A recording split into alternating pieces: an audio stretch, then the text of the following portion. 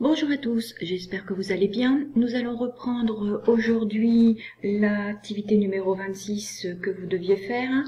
La semaine dernière, nous avions expliqué comment nous pouvions lutter contre une infection grâce à la réaction inflammatoire et plus particulièrement grâce à l'action de la phagocytose dans la réaction inflammatoire. Nous allons voir maintenant le rôle de certains médicaments que peuvent nous prescrire les médecins, c'est-à-dire les antibiotiques. Alors pour cela, vous aviez deux cas concrets, celui de deux sœurs, Samia et Maud, qui ont une angine et qui se rendent donc chez leur médecin.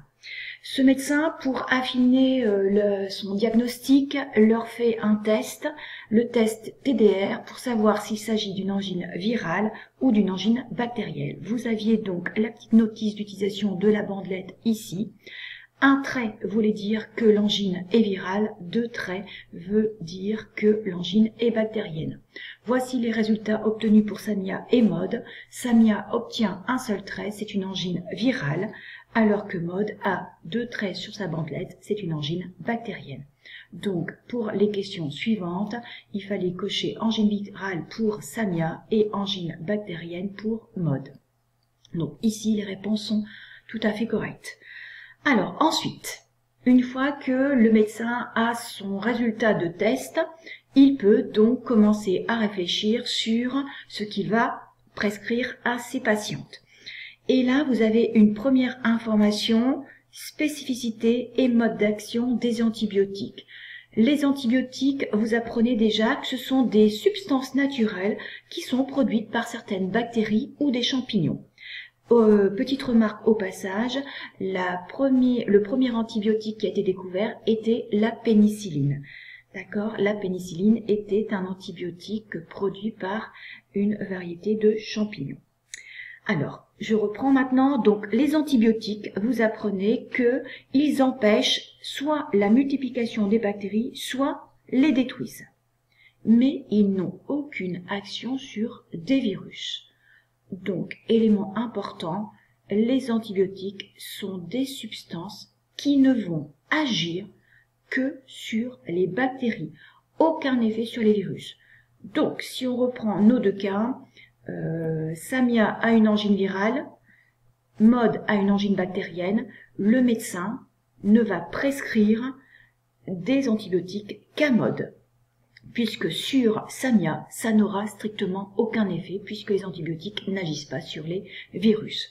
Donc, la réponse à cocher était uniquement à Maud.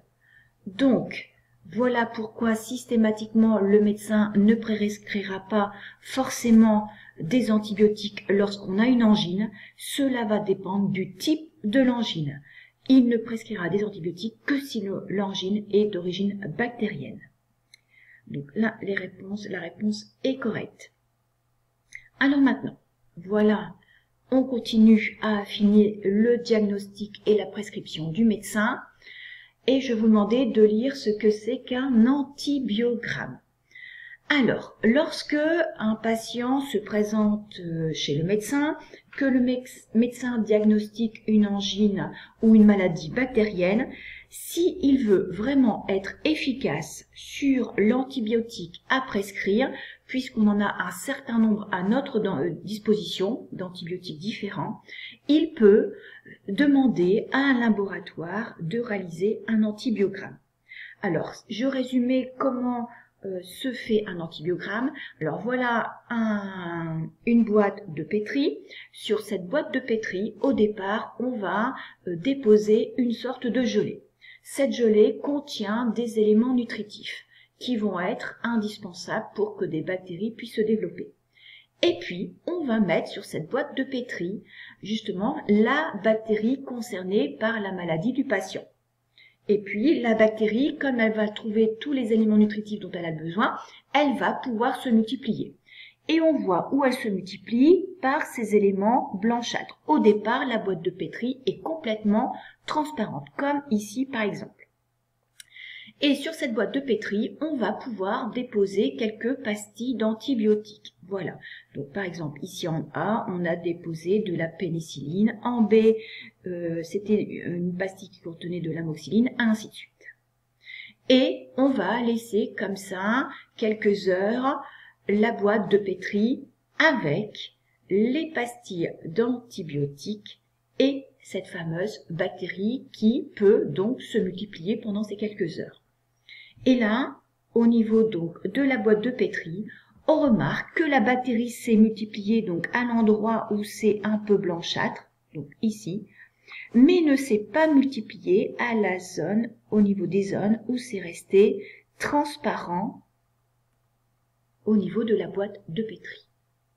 Donc, pour les questions suivantes, je vous demandais de m'indiquer les antibiotiques qui ne tuent pas les bactéries.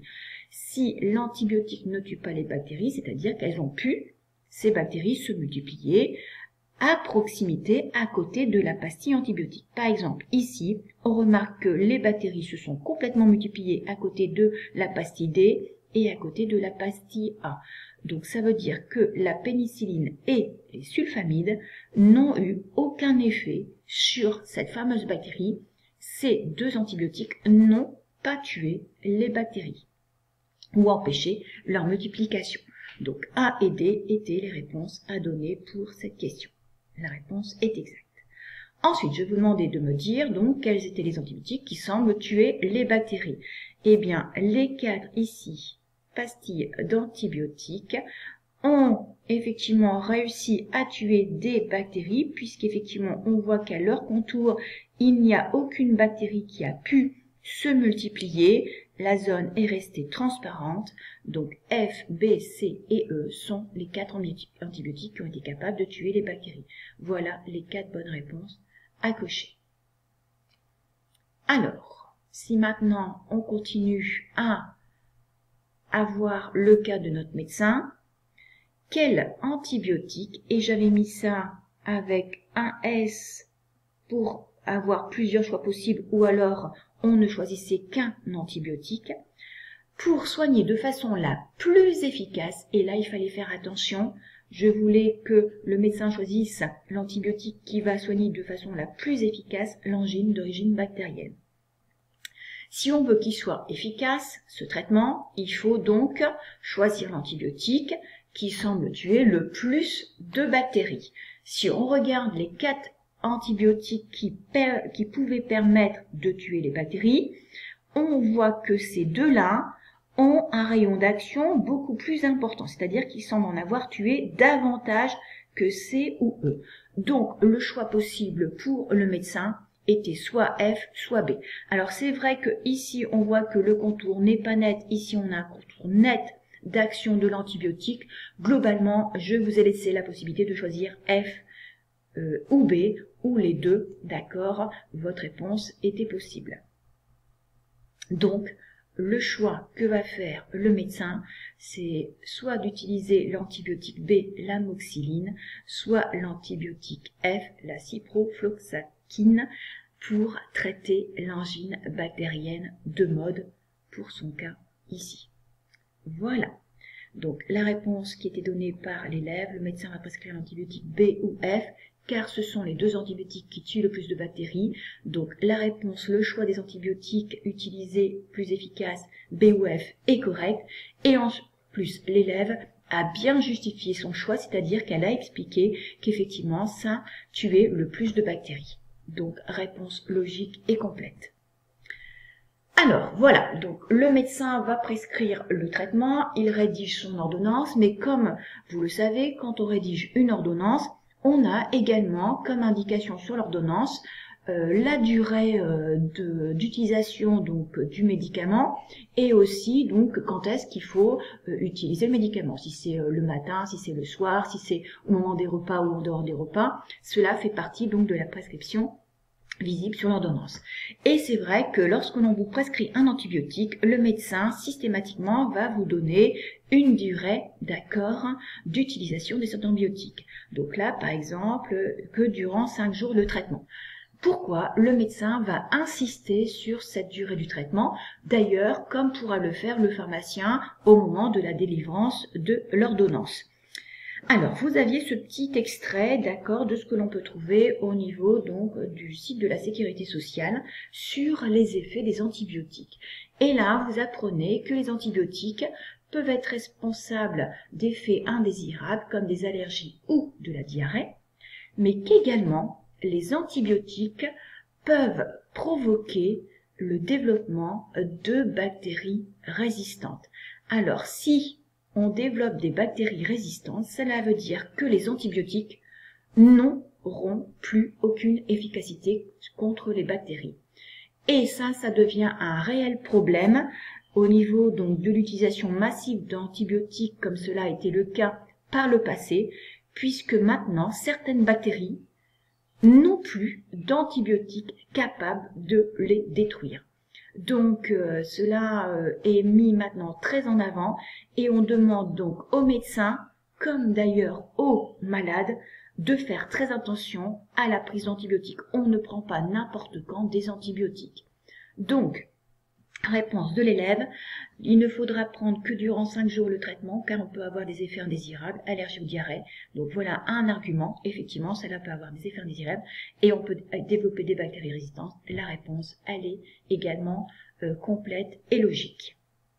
Donc voilà pour cette activité. Donc l'élève a parfaitement analysé les documents et fait une explication à la fois complète, donc saisie d'informations plus et explication logique plus également.